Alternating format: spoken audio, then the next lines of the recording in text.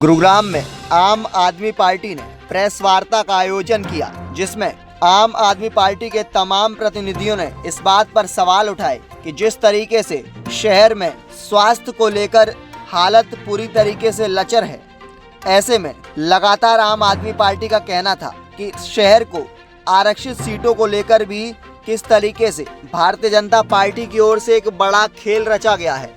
अनुसूचित जाति को लेकर आम आदमी पार्टी का कहना है कि यदि वार्ड बंदी हो तो ऐसे में साफ स्थिति का जायजा लेते हुए देखा जाएगा कि अनुसूचित जातियां तकरीबन 8 होनी चाहिए, लेकिन भारतीय जनता पार्टी की ओर से मात्र 3 सीटों को ही आरक्षित रखा गया है।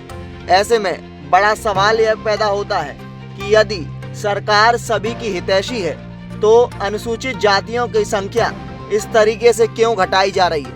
आप सुनिए आम आदमी पार्टी की नेत्री सारिका वर्मा ने क्या कहा। 48 घंटे बिजली नहीं थी, सिविल अस्पताल में डॉक्टरों ने मोबाइल की टॉर्च लगाकर पेशेंट की स्टिच करे।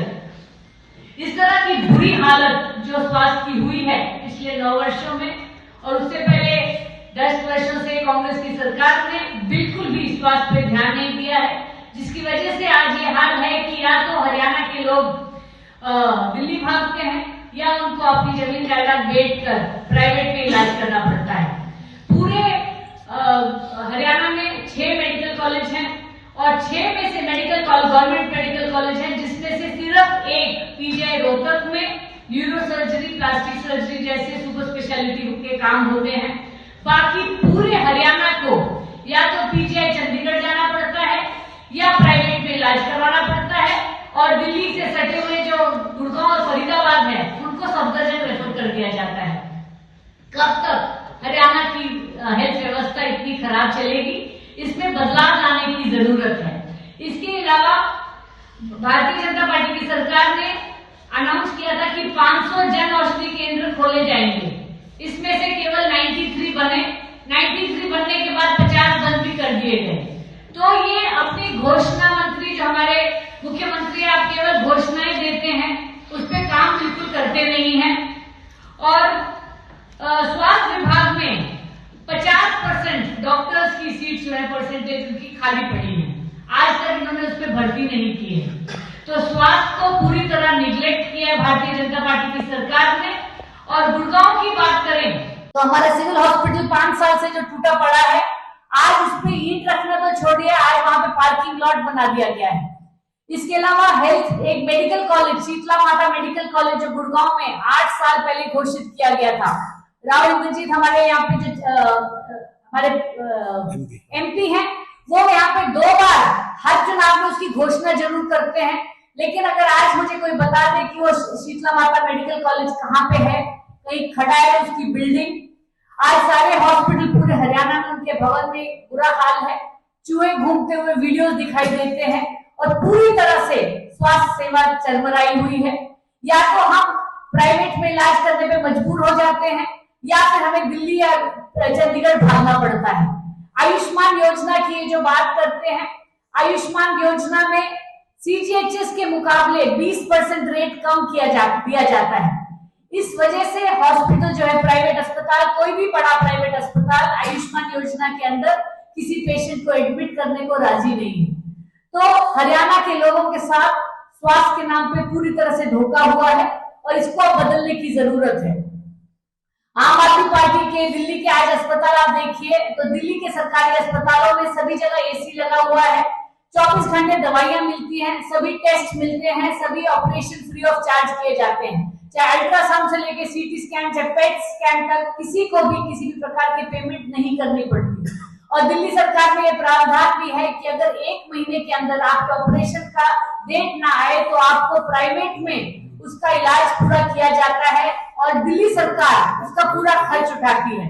अगर दिल्ली के लोगों को अच्छी सुविधाएं मिल रही हैं, पंजाब में 800 से अधिक मोहल्ला क्लिनिक बन गए हैं, तो आज गुड़गांव हरियाणा के लोग क्यों वंचित रहे। इसी मुहिम के लिए हम लोग बदलाव यात्रा निकाल चुके हैं 90 की 90 विधानसभा में, और अब बदलाव रैली निकाल रहे हैं। अरविंद केजरीवाल और भगवंत मान जी, हमारे दोनों मुख्यमंत्री आएंगे हरियाणा में, जींद में 28 जनवरी को। बदलाव का वीडियो भेजिएगा। सभी लोगों से निवेदन है कि इस पे जरूर पहुंचे। शिक्षा और स्वास्थ्य की क्रांति लाने के लिए आम आदमी पार्टी पैदा हुई थी। अब समय आ गया है कि हरियाणा में भी बदलाव हो। धन्यवाद। आम आदमी पार्टी से गुरुग्राम के लोकसभा अध्यक्ष मुकेश डागर ने भारतीय जनता पार्टी को घेरते हुए कहा, बीजेपी ने स्वास्थ्य को लेकर शहर को बर्बाद किया हुआ है। आपको सुनवाते हैं क्या कुछ आम आदमी पार्टी के गुरुग्राम से लोकसभा अध्यक्ष मुकेश डागर ने कहा। विज साहब भी खुद स्वयं ज्यादातर सरकार से खुद ही स्ट्राइक पे रहते हैं। उनका नहीं पता वे कब नाराज हो जाएं सरकार से। वो एक एक महीने मौन व्रत धारण कर लेते हैं। तो जब हमारा स्वास्थ्य का मंत्री ही उसमें स्ट्राइक पे चला जाएगा तो स्वास्थ्य की हालत तो बुरी रहेगी। गुड़गांव के स्थानीय मुद्दे की बात है।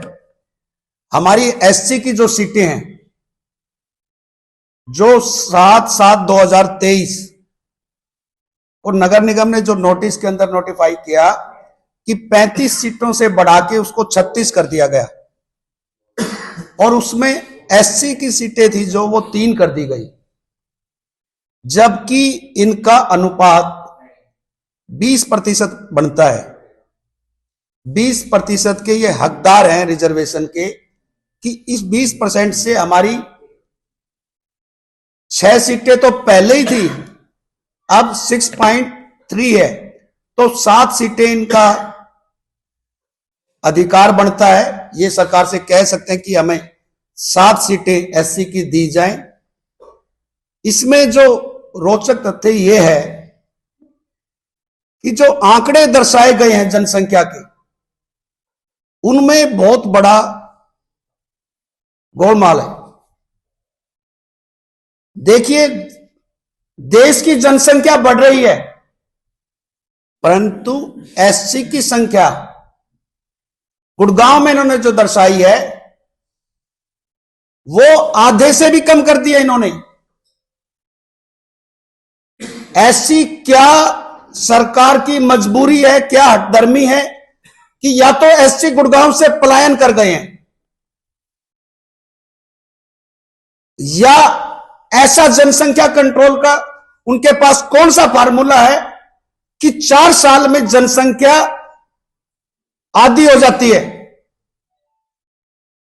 ना, जबकि इनमें कोई बीमारी नहीं है, कोई किसी तरह का पलायन इन्होंने नहीं किया है, तो यह आधी जनसंख्या हुई कैसे है? सरकारी आंकड़ों के अनुसार 2011 और 16 में जो दर्शाई गई इनकी जो जनसंख्या थी वो 1,91,376 थी। उसके बाद 15/7/2023 को जो इन्होंने नगर निगम की जो जनसंख्या दर्शाई उसमें 2,09,534 दर्शाई, परंतु अचानक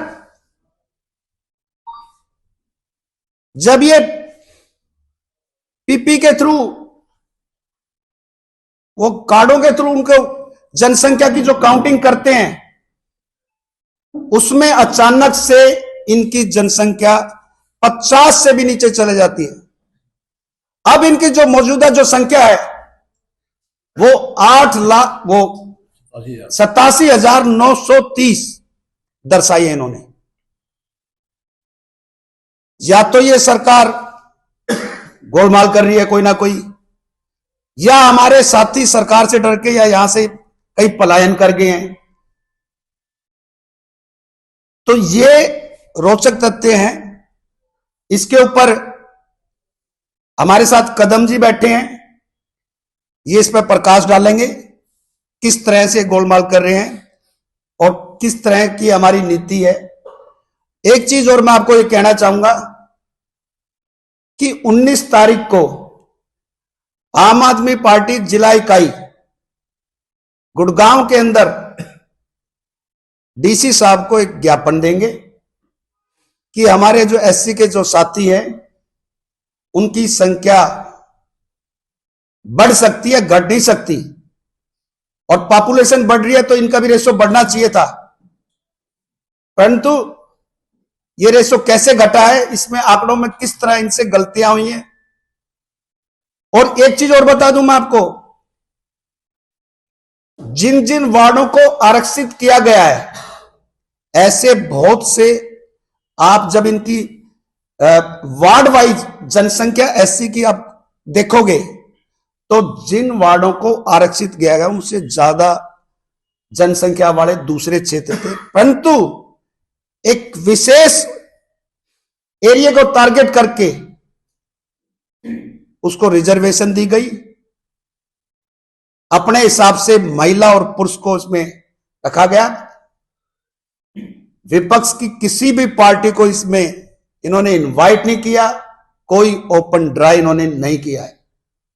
अपनी मर्जी से वार्डों को आरक्षित करते हैं, अपनी मर्जी से इनकी पॉपुलेशन कम करते हैं, रिजर्वेशन करते हैं।